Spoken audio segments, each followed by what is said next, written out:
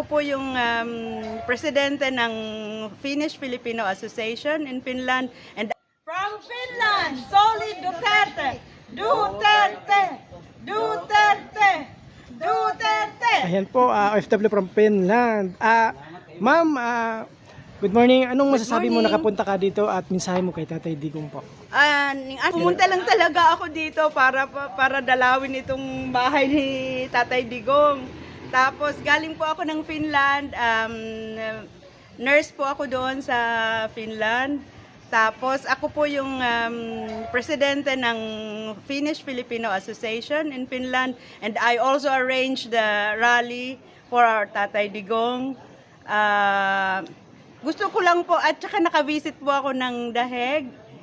Na-meet ko po si Inday Sara doon at grabe ang suporta po talaga ng mga Pilipino, lalo na ang mga OFWs kay Tatay Digong.